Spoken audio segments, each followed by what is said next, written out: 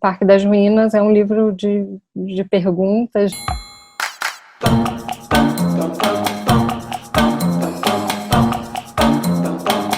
Eu já tinha isso bastante em alguns momentos, né, como no Teste de Resistores, no Câmera Lenta tem um pouco, né, no poema do final, no epílogo, né, mas acho que no Parque das Ruínas realmente isso está muito mais presente. Acho que a pergunta tem um caráter um pouco de ser um disparador, né, ou um ponto de partida para pensar não só o poema, mas as situações todas que eu vou levantando ao longo do livro, né? Então tem uma vontade de ser esse disparador, ou ser esse ponto de partida, esse travessão, né? De uma coisa que te faz a pergunta e você tem que responder e começar a pensar. Então, mas eu acho também que o fato do Parque das Ruínas estar mais atravessado por todas essas perguntas, como você bem colocou, Luísa, eu acho que tem muito a ver com a condição dele, assim, com a escrita dele e com, não exatamente o momento em que eu escrevi, porque é um livro feito de muitas camadas, né, foi escrito em momentos diferentes e isso está bem claro, né, eu acho também que tem os trechos do diário, né, tem a parte dos filmes em que eu comento, né, tem o trecho em que eu tento atualizar essas outras camadas no momento em que eu estava chegando no Rio, né, e fui lá para a UERJ e estava tendo aquela crise, então, que é propriamente, né, o momento em que eu começo a escrever o texto que vai ter mais cara, né, do livro depois, então foi nesse momento. Mas então, eu acho que esse momento anterior, que foi o momento em que eu estava fazendo uma residência na França, graças a uma bolsa que eu ganhei, eu acho que eu tinha muitas dúvidas, assim, de muitas questões, e isso aparece bastante no livro, né? Mas eu acho que então tem muita relação com essas dúvidas todas, né? Uma delas eu ia passar 7 meses lá, como é que eu vou aproveitar essa experiência, como é que eu vou pensar nessa experiência, como é que essas questões que enfim, estão acontecendo aqui, né? E que poderia, sei lá, eu poderia estar aqui, mas eu estava lá e era um momento que eu tinha para pensar sobre aquilo, sobre aquela experiência, sobre que tipo de texto fazer a partir daquela experiência, ou sobre os atentados que começaram a acontecer, então questões históricas lá, né, específicas e que traziam vários fantasmas então eu acho que tem uma fragilidade do processo dele que eu exponho ao longo do livro e que também é ao mesmo tempo que me faz pensar, assim, né, tem uma fragilidade da escrita do poema ao longo do livro que eu acho que nas perguntas fica muito exposto, assim, eu não tenho certeza nenhuma, né, eu não tinha do que eu estava fazendo e não tenho,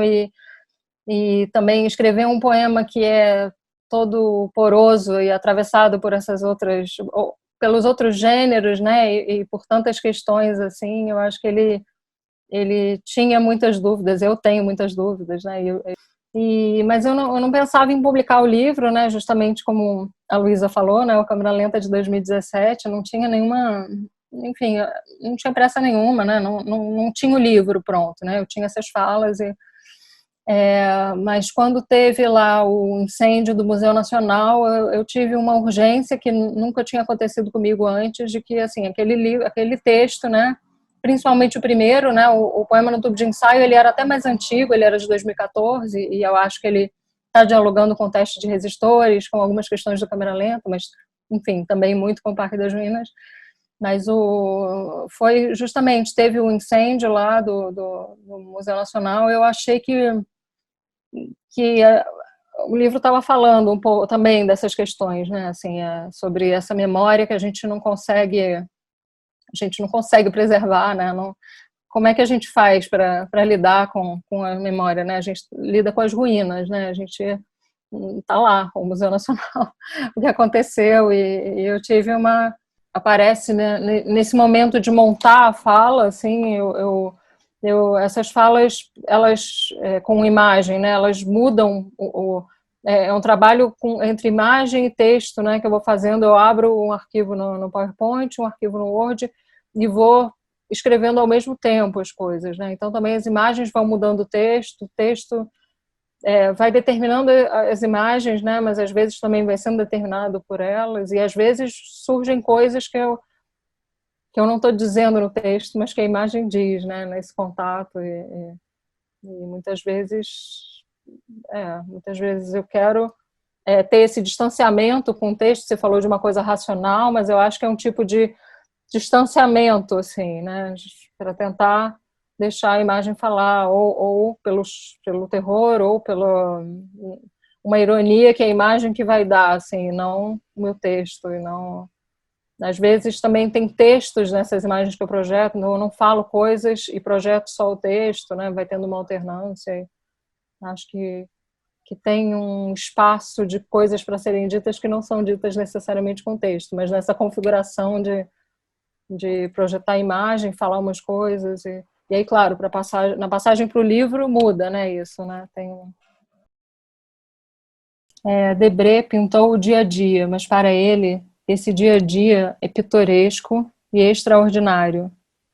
Smoke Blow Up retrata um infraordinário e, de repente, algo aparece. Algo que já estava ali, mas ao ser lido com outros olhos, pode virar fantasma. Algo que já estava ali, mas precisa de um olhar de fora para se tornar acontecimento extraordinário. O diário 1973-83 do Perlov também trata do infraordinário e parece quase tocar na vida. Em certo ponto do filme,